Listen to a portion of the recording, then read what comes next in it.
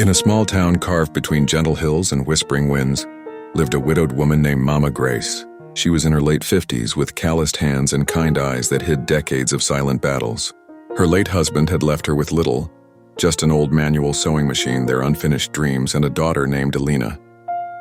Every morning, before the sun stretched across the rooftops, the clack-clack of the sewing machine echoed through the alleyways.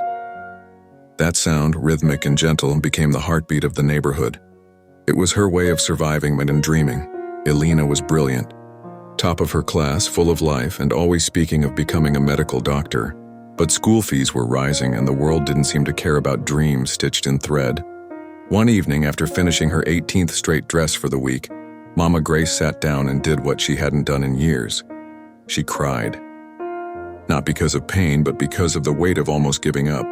The next morning, she walked into town and placed a handwritten sign on her little shop.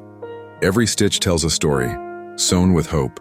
Donations welcomed for Alina's dream. Some mocked her, others pitied her. But one man, a quiet stranger passing through the town, took notice. He bought 3 shirts, overpaid, and left without a word.